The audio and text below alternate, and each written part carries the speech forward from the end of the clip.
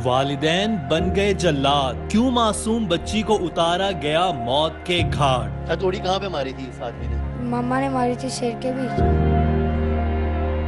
भिखारी माफिया किस किस तरीके से करता है बच्चों का इस्तेहसाल। भीख कौन मांगने भेजता था?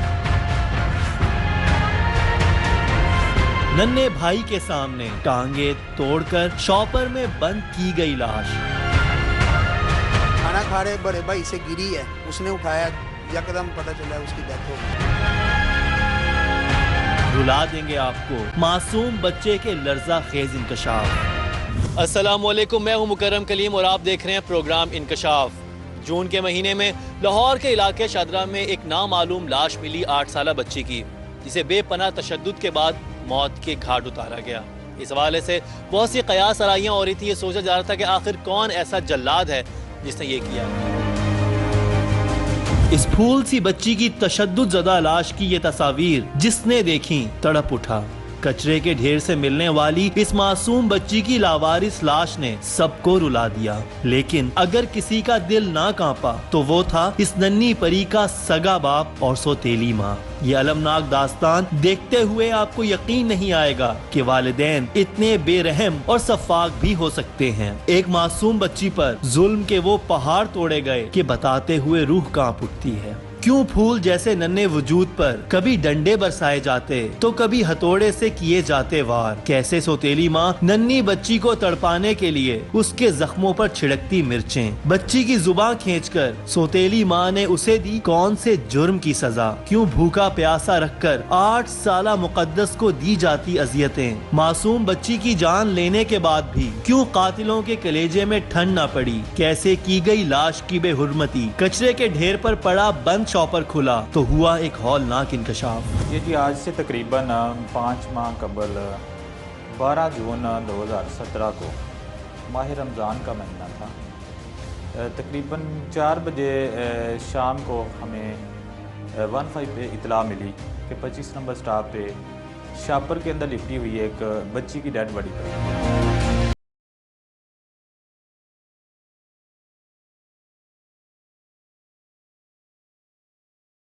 बच्चे खेल रहे थे छोटे छोटे इधर एरिए के। उन बच्चों ने जब शापर देखा ना पड़ा तो बच्चे जैसे शरारतें करते हैं, खेलते हैं शापर के साथ। वो शापर उन्होंने ऐसे फोड़ा तो बीच में जो थी ना डेड बॉडी निकल आई। कंबल में खेस था और खेस में रज़ाई थी, रज़ाई में ऐसे लिपटी हुई, टांगे उसकी मुड़ी हुई थी, बाजू ऐसे पीछे को टर्न किए हुए। उन्होंने 1 पे कॉल की है। आप मौके पे पहुंचे मालूम है? जी। फिर आपने क्या देखा? आपने लाश की क्या कंडीशन थी? वो देखे हैं, फिर बच्ची की जो डेड बॉडी थी वो पूरी तशद्दुद ज़दा थी। कमर पे, उसके पूरे बदन पे कि शायद कोई ऐसा हिस्सा हो जिस पे वो तशद्दुद ना किया गया हो। पुलिस ने इस लाश को लिया अपनी तहवील में, इकट्ठी की वहां से मिलने वाली शहादतें और फिर शुरू की गई तफ्तीश। इनिशियली उसका बिल्कुल कोई पता नहीं चला कि ये कौन है। हमारा एक तरीकाकार होता है पुलिस वर्क में, उस बच्ची का इश्तिहार शोरो गोगा हमने जारी करवाया।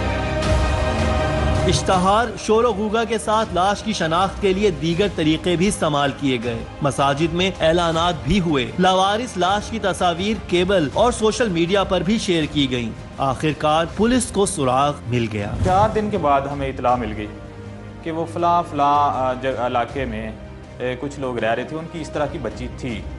जब उनका पता किया गया तो वो घर जो है वो लाक था और वो लोग गायब थे।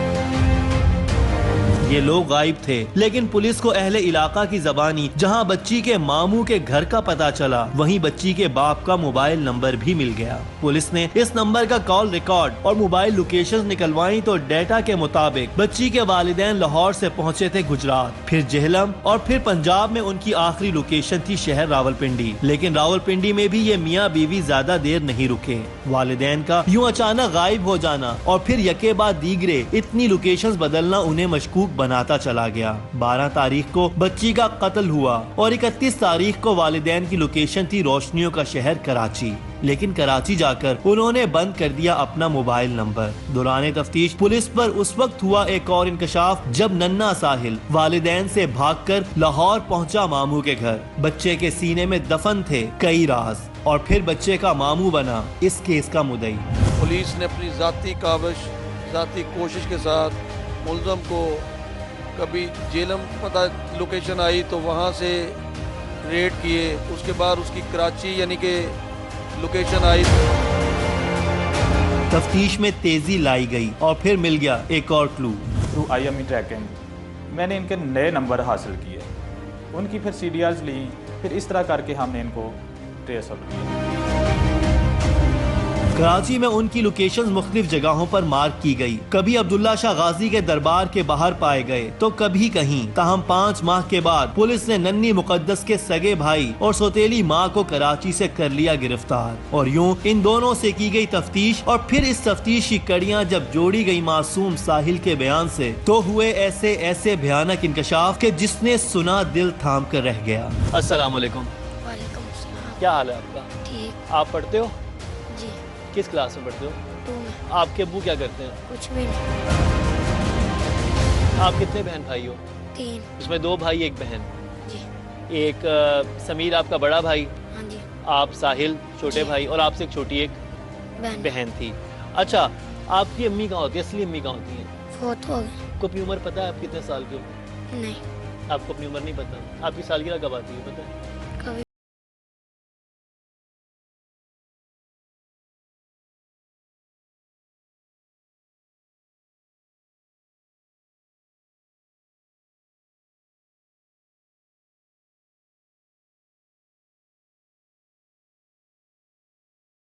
बाद जो हुआ दुआ करे किसी के बच्चों के साथ ना हो। नायला जब घर में आई तो उनका रवैया आपके साथ कैसा था? पहले अच्छा था, फिर उसके बाद आस्ता आस्ता वो हमें मारने लग गए। मासूम बच्ची को किस जुर्म की सजा मौत दी गई? कैसे सगा बाप भी बच्चों के आंसू पहुंचने के बजाय दम भरने लगा दूसरी बीवी की मोहब्बत का? ये पर्दे जब उठेंगे तो आप दंग रह जाएंगे। लेकिन यहीं पर सवाल ये उठता है कि आखिर हमारे मुआशरे में सौतेली माँ का रूप इतना भयानक क्यों है? क्योंकि वो उसके अपने बच्चे नहीं होते। मदर इज सिर्फ यही नहीं है कि आपने उसकी अपब्रिंगिंग करनी होती। मदर का ताल्लुक डेवलप होता है जब वो बच्चे को पैदा करती है उस चीज़ से। सो वो सौतेली मदर जो होती है उसका कॉन्सेप्ट क्योंकि हमारे यहाँ पे नेगेटिव है, फिर उसकी अपनी एक बॉन्डिंग नहीं है बच्चों के साथ उस तरह से। इस वजह से वो एक तो इम्पैक्ट उसका सोसाइटी में ऑलरेडी एक नेगेटिव है और उसकी अपनी एसोसिएशन बच्चों के साथ जो है वो भी नेगेटिव हो जाती है इस वजह से।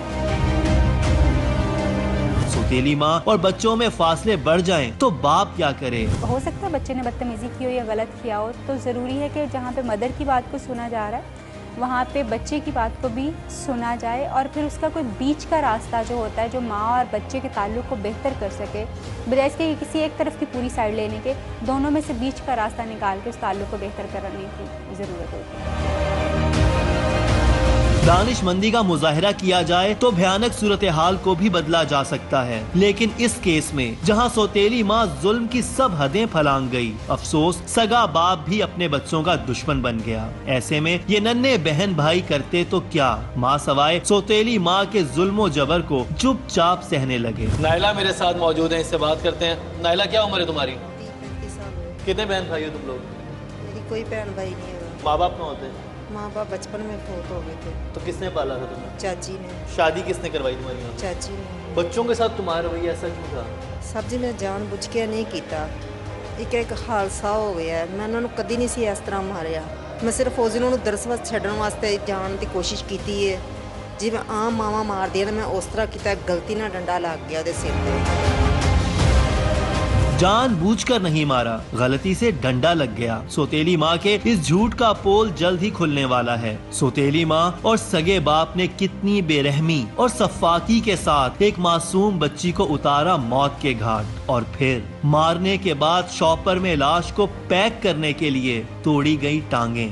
ये इंकशाफ लर्जा तारी कर देने वाला है। इस वक्त वो इंसान मेरे साथ है जिसकी सफाकियत की दास्तान आपने सुनी। सईद नाम है इसका।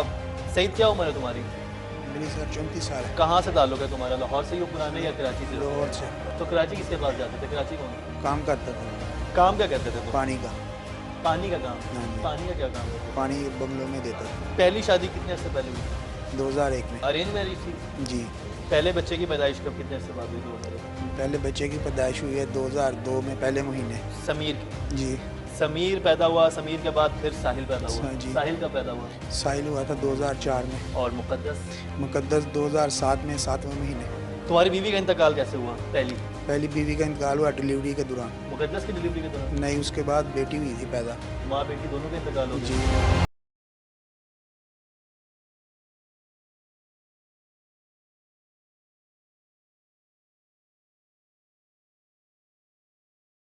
नायला, जी। इससे शादी किसने करवाई? इससे वो जो रिश्ते कराते हैं उन्होंने। फिर नायला ने तुम्हारे बच्चों पे जुल्म करना शुरू किया।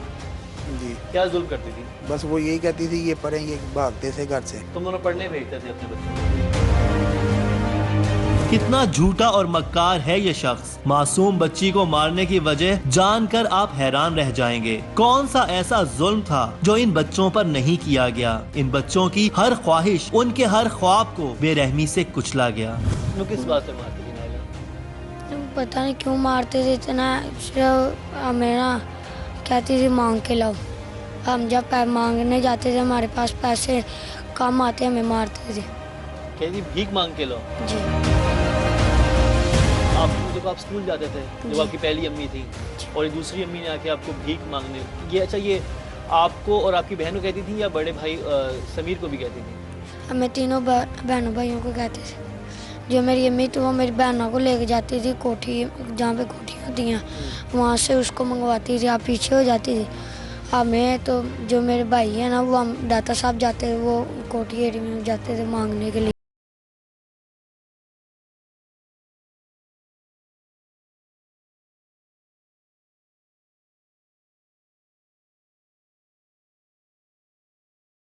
बच्चों से भीख मंगवाने का रुझान खतरनाक हद तक बढ़ रहा है। आपको हर सिग्नल, हर गली कूचे और बाजार में छोटे छोटे मासूम बच्चे भीख मांगते दिखाई देंगे।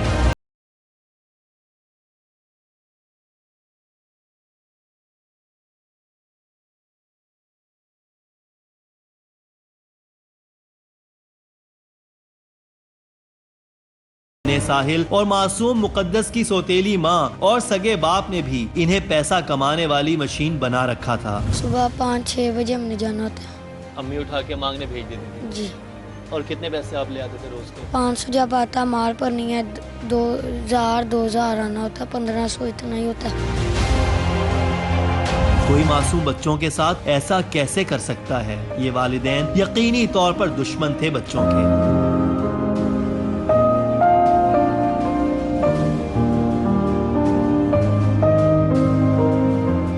बच्चे भीख भी मांगते थे? ਨਹੀਂ ਸਾਹਿਬ ਜੀ, ਸਾਡੇ ਘਰ ਆ ਭੀਖ ਨਹੀਂ ਸਨ ਮੰਗਦੇ। ਜਦੋਂ ਘਰੋਂ ਦੌੜ ਜਾਂਦੇ ਸਨ ਉਦੋਂ ਬਾਹਰ ਕੀ ਕਰਦੇ ਸਨ ਕੀ ਨਹੀਂ ਸਨ ਕਰਦੇ ਉਹ ਮੈਨੂੰ नहीं पता ਹੈਗਾ। ये भी हुआ है कि तुमने बच्चों से कहा कि 1200 रुपए लाओगे तो मार पड़ेगी, 1500 लाओगे तो ठीक है? ਨਹੀਂ ਸਾਹਿਬ ਜੀ, ਮੈਂ ਅੱਜ ਤੱਕ ਬੱਚਿਆਂ ਨੂੰ ਕਦੀ ਨਹੀਂ ਕਿਹਾ। ਮੈਂ ਖੁਦ ਫੈਕਟਰੀ 'ਚ ਕੰਮ करदी ਸਾਂ। लेकिन वो तुम रिश्तेदारों के सामने बहाने बनाते थे ना कि तुम और तुम्हारा शौहर काम करते थे, तुम कोई काम तो करते नहीं थे? मैं काम बच्चे सारे काम करते थे? नहीं साहब जी, मैं आप फैक्ट्री 'ਚ ਕੰਮ करदी ਸਾਂ। तुम्हारी शादी को अरसा कितना हुआ है? 7 साल ਹੋਏ ਨੇ। मुकद्दस से तुम्हें मसला क्या था इतना? मुकद्दस चल घरों चली जाती सी। मेरे आने तो पहले भी घरों मुझे चली मुझे जाती मुझे सी। बाप बताओ, अगर बाप प्यार करने वाला हो, माँ प्यार करने वाली हो तो बच्चा क्यों रुक जाएगा? पता नहीं आता वो पता नहीं मैनू नहीं सन अच्छा समझते कि कहते बाप नूं कहंदे सन शायद ਉਹਦਾ बाप ਹੁਣ ਇਹੋ ਹੀ ਕਹਿੰਦਾ ਕਿ ਉਹ ਕਹਿੰਦੇ ਸਨ ਤੁਸੀਂ शादी क्यों ਕੀਤੀ है, ਅਸੀਂ दूसरी अम्मी कोल नहीं रहना। ये सब बहाने हैं, टोपी ड्रामे हैं। अब इनकारी है ये औरत कि वो नहीं मंगवाती थी बच्चों से भीख, लेकिन सच ये है कि ये खातून और उसका शौहर बच्चों की भीख पर कर रहे थे अय्याशी। लेकिन ये जल्लाद बाप कैमरे के सामने बार बार बोल रहा था झूठ। तभी तो हमने नन्हे साहिल को भी अपने साथ खड़ा कर लिया ताकि इस जल्लाद के हर झूठ का जवाब दिया जा सके। स्कूल नहीं भेजा कभी भी। अच्छा, भीख कौन मांगने भेजता था? ये खुद घर से भागता था। मुकद्दस को किस चीज़ से मारा इन्होंने? जो कपड़े धोने वाला डंडा नहीं होता छापा। देखिए, सौतेली माँ तुम्हारे सामने बैठ के तुम्हारी बेटी को कह रही है कि अपने सगे मामू पे गंदा इल्जाम लगाओ, नहीं तो मैं तुम्हारे साथ हथौड़ियाँ मारूंगी। हथौड़ी कहाँ पे मारी थी इस आदमी ने? मामा ने मारी थी सिर के बीच। साहिल वो गल्लां करो जिहड़ियां सच ने। घर से 2 मरतबा 3 मरतबा भाग गई। अगर सौतेली माँ सर पे हथौड़ियाँ मार रही है तो वो तो बच्ची घर से भागेगी। खाना खा रहे बड़े भाई से गिरी है, उसने उठाया, यकदम पता चला है उसकी डेथ हो गई। वो इस तरह ज़मीन तो घूमी है तो ए जगह ते लग गया मेरे को। आपके घर में कोई फौत हुई था तो क्या करते हैं? उसे कूड़े में फेंक के आ जाते हैं?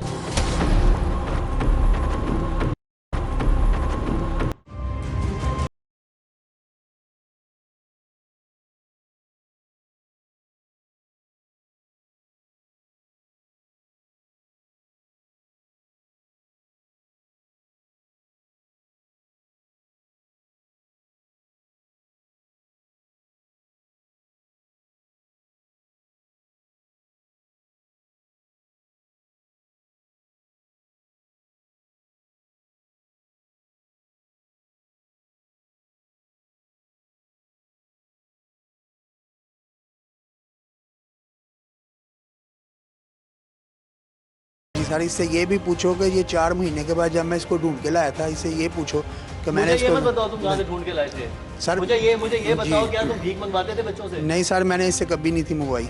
फिर तुम्हारी बीवी मंगवाती थी? सर उसका मुझे नहीं पता, इसको मैं खुद पकड़ के लाता। 24 घंटे घर में रहते थे, काम काज तुम दोनों कुछ करते नहीं थे? नहीं सर, मैंने इससे नहीं मंगवाई। मैं अभी भी खुदा का खौफ करके बोल रहा हूँ, मैंने इससे नहीं मंगवाई भीख। ये खुद घर से भागता था। अभी भी इसकी दरखास्त लिखी होगी, यहाँ पे देखे दूसरे महीने की। फिक्र इसलिए होती थी, इसको अपना बच्चा वापस इसलिए चाहिए होता था ताकि ये उससे दोबारा भीख मंगवा सके, इनका खर्चा चल सके और ये हर हराम जो है घर बैठ के खा सके। इस जल्लाद सिर्फ बाप और इस सौतेली माँ ने बच्चों की जिंदगी तबाह कर दी। उन्हें एक ऐसे रास्ते पर डाल दिया जिसकी मंजिल तबाही और बर्बादी के सिवा कुछ नहीं थी, क्योंकि भीख मांगने वाले बच्चे सिर्फ भिखारी ही नहीं रहते, बल्कि एक के बाद एक खुलता है जुर्म का दूसरा दरवाजा।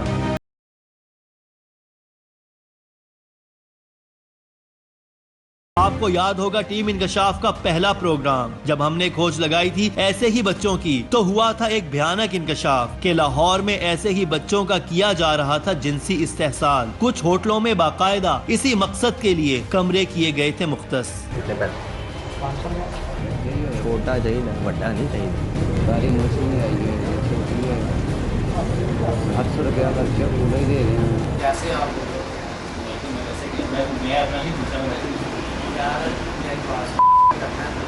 जैसे आप जैसे भी किसी चीज़ की टेंशन है। ऐसे वाकयात की फहरिस्त तवील है जहां भिखारी बच्चों को हर कोई इस्तेमाल करता है अपने मजमूम मकासिद के लिए, लेकिन बाहर वालों की छोड़ें, इस केस में तो घर के अफराद बल्कि सगा बाप और सौतेली माँ बने बच्चों के दुश्मन। आपकी असली अम्मी जो थी उनके घर वाले कहाँ होते थे?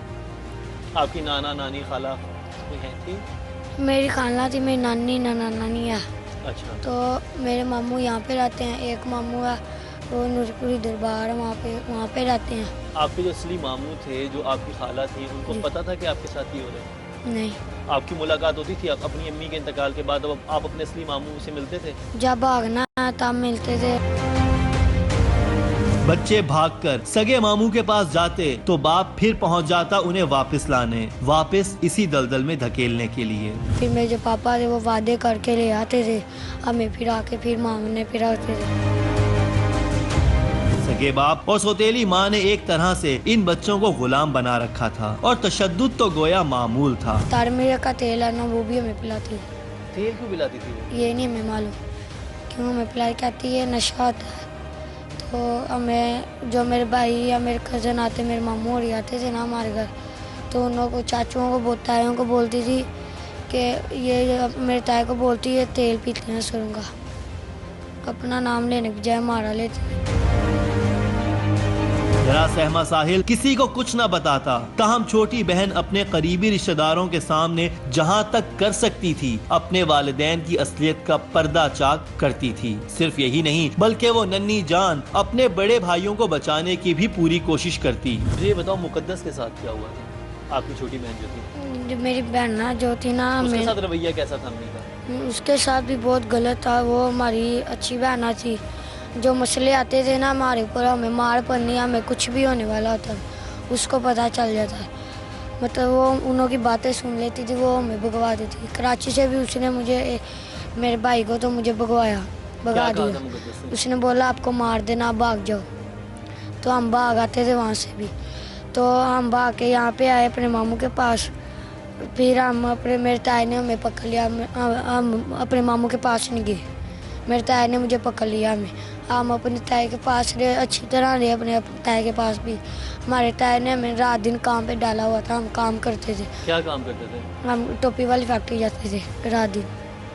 11,000 रुपये तनख्वाह थी मेरी, 5,000 मेरे भाई। फैमिली की समझ नहीं आ रही कि बाप जो है, जो और सौतेली माँ है, वो भीख मंगवा रहे हैं। जब ये बच्चे उधर से भाग कर किसी तरह से अपनी जान छुड़ा कर आए तो ताया ने भी चाइल्ड लेबर लेना शुरू कर दी।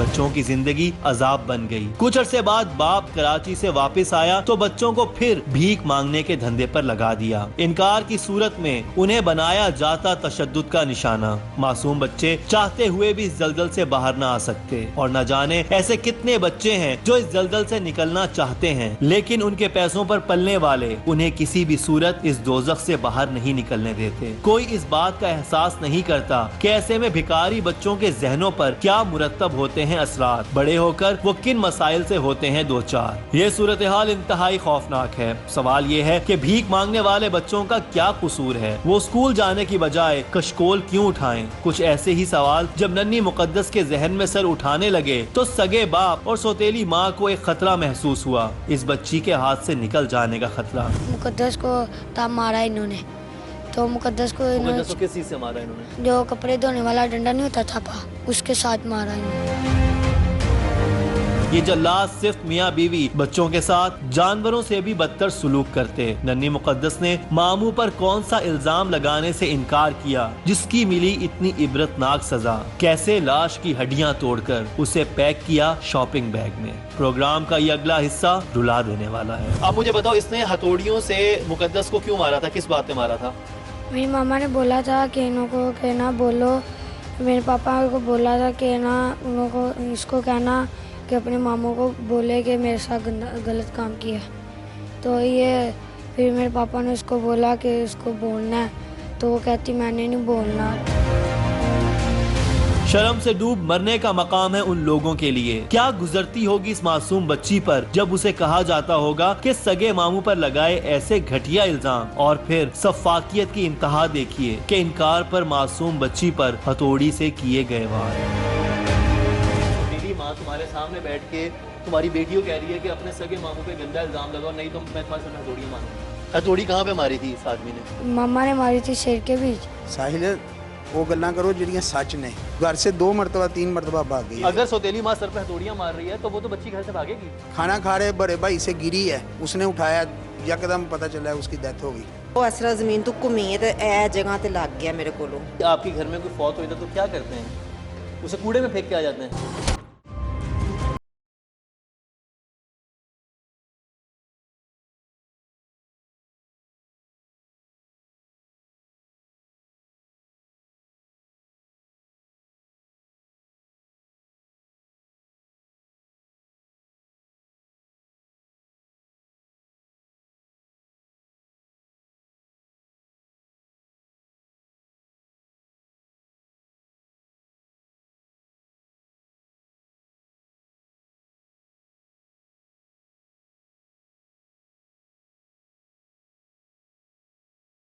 ये तो थी, लेकिन मैं भी इनको बहुत इनके ये पूछ लो, मैं इनकी वजह से नहीं था लड़ता, मैं इनको खुद समझाता था साहिल बेटा ये काम छोड़ दो, ये काम छोड़ दो, ये क्यों करते हो? इसने अपनी बहन के सर में हथौड़ियां मारी।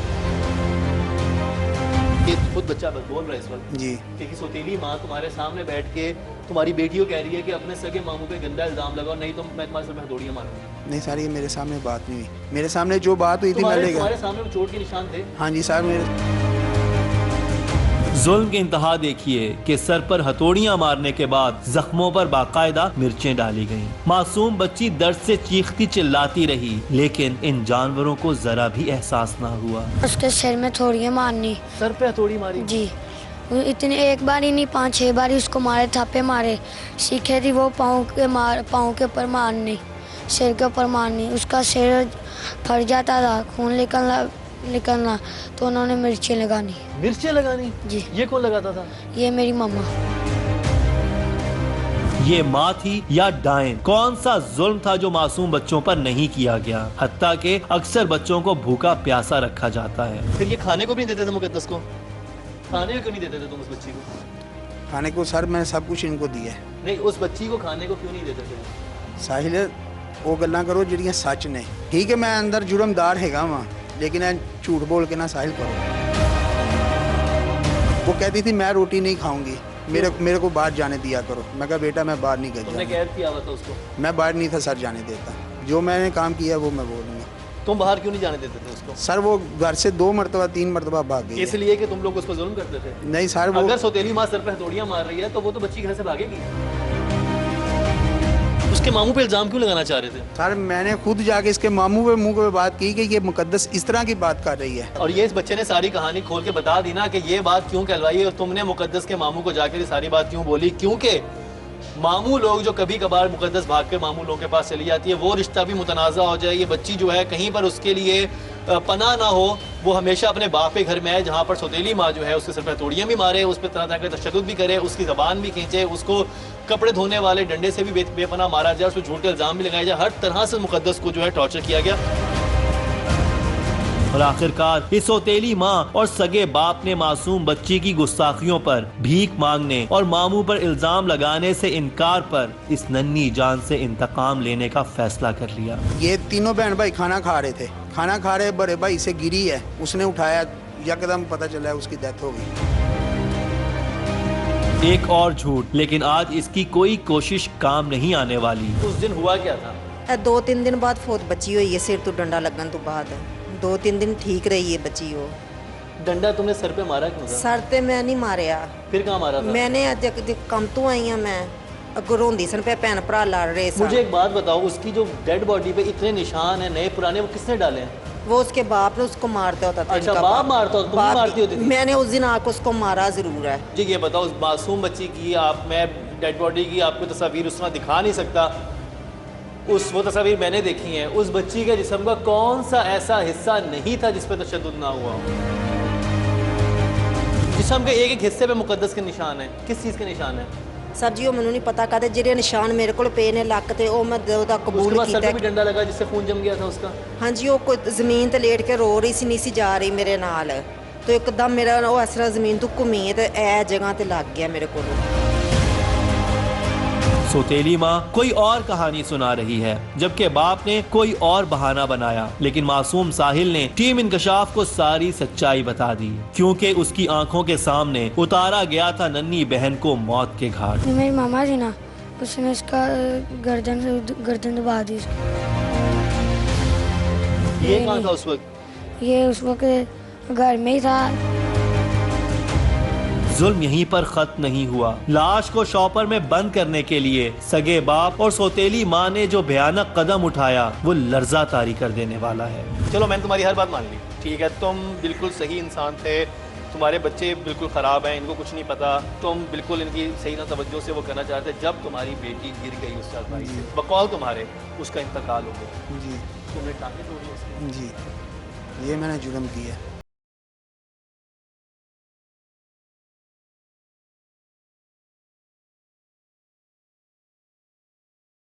ये बाप नहीं, गोया एक खूनी भेड़िया है और ये सौतेली माँ के रूप में छुपी डायन। उस बच्ची की लाश तुम्हारे सामने इस तोड़ी मरोड़ी जा रही है, तुम एक औरत हो, औरत को तो कहते हैं दिल हसास होता है, और तुम्हारे सामने एक बच्ची 7 साल तुम्हारे साथ थी, ठीक है तुम्हें उससे नफरत होगी, तुम्हें नहीं पसंद थी वो बच्ची, लेकिन उस बच्ची की लाश की इस तरह बेरुमती हो रही है, तुम्हें कोई ख्याल नहीं है कि तुम जाके मोहल्ले में बता दो कि ये क्या कर रहा है इंसान? चलो मैं सारा कसूर तुम्हारे हस्बैंड का समझता हूँ, तुम बिल्कुल पारसा थी। मैं नहीं कहती मैं पाक साफ हूँ, हाँ मैंने देखा नहीं, उस टाइम मैंने शोर मचाया। क्यों? जब वो कह रहा था कि मेरे बच्चों की अब तुम दुश्मन हो गई, हम सारे पकड़े जाएंगे, मेरे बच्चों की जिंदगी तबाह करने पे तू आ गई है। ये मियाँ बीवी जुल्म की सब हदें फलांग गए। इन दोनों ने बच्ची को मारकर हड्डियां तोड़कर लाश शॉपर में डाली और फिर प्लान बनाया लाश को ठिकाने लगाने का। प्रोग्राम का ये आखिरी हिस्सा इंतहाई हौलनाक है।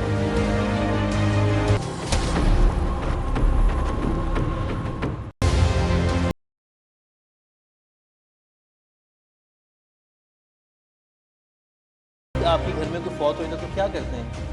उसे कूड़े में फेंक के आ जाते हैं? मैं नहीं सुटिया, तो प्यो बाप ने सुटिया। अच्छा, वो बच्चों ने तो मुझे बताया कि तुमने जगह बताई कि वहाँ पर जाके फेंको। मैं किसी ने साहब जी जगह नहीं दसी। नहीं, अब किसी घर में कोई फौतगी हो जाए तो क्या करते हैं? कभी फौतगी दफनाते हैं ना, सबको बुलाते हैं, देखो इंतकाल हो गया। मैं उन्होंने कहा, मैं अपनी अम्मी अबू ना कर लैके जाओ, जिथे तुहाडा हक बनदा हूं लैके जान दा। उन्होंने कहा तू मैनू खिलवान दिया चक्रां च गई है। सलाह मशवरे के बाद मियाँ बीवी ने कौन सी जगह पर फेंकी लाश, कैसे लाश को ले जाया गया उस जगह पर, यह अगला इंकशाफ दिल दहला देने वाला है। इस वक्त मैं शजरा के 25 नंबर स्टॉप पर मौजूद हूँ और मेरे साथ साहिल भी हैं। अच्छा साहिल, उस वक्त क्या वक्त हुआ था जब आप लोग लेकर आए थे अपनी बहन की लाश को? आपके वालिद? दिन का टाइम था। दिन के वक्त आए थे यहाँ पे? 1 बजे, 12-1 बजे। और ये इस वक्त रात को भी देखेंगे, काफी ये गुंजानाबाद इलाका है, ट्रैफिक यहाँ पर बेतहाशा है, और ये लोग दिन के वक्त मुकद्दस की लाश को खेस में लपेट के बाद में शॉपर्स में डाल के यहाँ तक आए, फिर कहाँ पर गए बताओ, लेकर चलो आप उस जगह पर।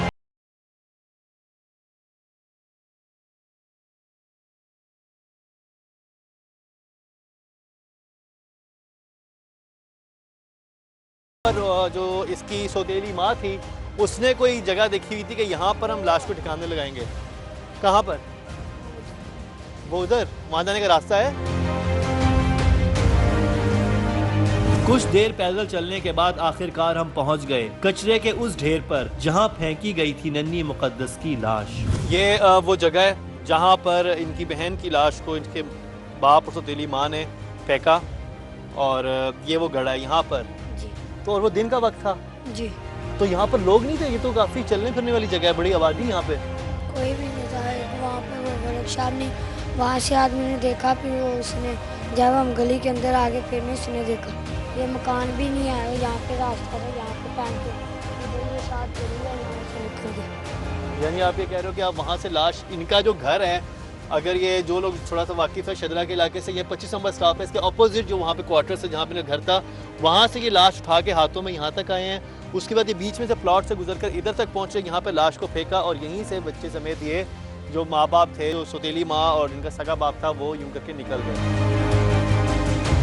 ये लोग यहाँ से चले गए, नन्ही मुकद्दस की लाश को जानवरों के नोचने के लिए छोड़ गए। अच्छा, यहाँ से इस वाली कंडीशन में, इस वाली कंडीशन में टांगे बच्ची की इस तरफ थी, चेहरा जो था वो दूसरी तरफ था, मगरिब वाली साइड पे चेहरा था, इस साइड पे मशरक वाली साइड पे टांगे थी। और शॉपर कितना बड़ा था जिसके अंदर बच्ची थी? वो शापर तकरीबन ये कर लें आप 10 किलो वाला शापर होगा। शापर में फिर एक खेस था, खेस के अंदर रज़ाई थी, रज़ाई में उसको लपेट के तो इधर फेंका हुआ था। मिडल भी नहीं कह सकते आप, बिल्कुल कच्ची आबादी जैसा एरिया है। तो वो बच्चे खेलते खेलते आए हैं, तो वो ऐसे ना उस दिन इधर ना ये चावलों के पड़े हुए थे, अपना पैकिंग में शापर बहुत ज़्यादा काफ़ी तादाद में पड़े थे। तो वो बच्चे शापर उठाने वाले होते हैं ना जो, वो भी उनमें शामिल हो गए। वो शापर उठा रहे हैं तो उन्होंने वो शापर बड़ा देखा है, उसको उठाने की कोशिश की है, वो फट गया। तो फिर बच्चों ने शोर किया, फिर इधर से 15 की कॉल की है। सगा बाप और सौतेली माँ साहिल को लेकर गुजरात फरार हो गए, लेकिन मौका देखते ही साहिल वहाँ से भाग खड़ा हुआ और वापस लाहौर पहुँचा सगे मामू के पास और सुनाई ये सारी भयानक रुदात। पुलिस तफ्तीश के बाद पकड़े गए ये दोनों जल्लाद, लेकिन क्या अब कोई पछतावा है इन मियाँ बीवी को? जो सजा है वो तो देंगे अल्लाह ताला। जो नहीं, अल्लाह ताला तो तुम्हें देंगे ही सजा। वैसे अब इस वक्त दुनिया में मौजूद हो, दुनिया के कानून के मुताबिक क्या होना चाहिए तुम्हारे साथ? हर सजाए मौत होनी चाहिए।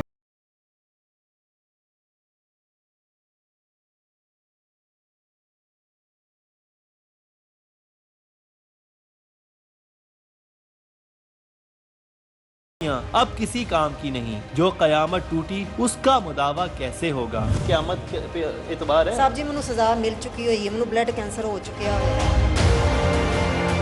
मकाफात अमल है दुनिया। ये औरत आज तस्लीम कर रही है कि इसे कैंसर सिर्फ इस वजह से हुआ, बच्चों की आहों ने इसे पहुंचाया इस हाल तक। मैं तो यार दुआ मंगनी है, मैं अंदर जावा, मैं जिंदगी च कदी बाहर ना होना वा, मेरी लाश तक ना बाहर आए, मेरी ओदे नाल बुरा हाल होवे। इस बात मेरे को साहब जी और कोई गल नहीं है। मगरमच्छ के आंसू इन जल्लादों को अब सजा से नहीं बचा सकते, उन्हें अपने किए का हिसाब देना होगा। मनो मिट्टी तले पड़ी नन्ही मुकद्दस के कत्ल का हिसाब, मासूम बच्चों पर वहशियाना तशद्दुद और उनके मुस्तकबिल के साथ खिलवाड़ का हिसाब। अच्छी खबर ये है कि नन्हा साहिल अब भीख मांगने नहीं जाता, बल्कि उसके मामू ने उसके हाथ से कशकोल छीनकर किताबें थमा दी हैं। इसी दुआ के साथ कि परवरदिगार की जात इन मासूम बच्चों की आंखों में चमकते ख्वाब पूरे करे और इन तमाम बच्चों को छुटकारा मिले जो फंसे हुए हैं भिखारी माफिया या जराइम पेशा अनासिर के हाथों में। मुकर्रम कलीम और टीम इंकशाफ को दीजिए इजाजत, लेकिन देखना ना भूलिएगा हमारा अगला इंकशाफ।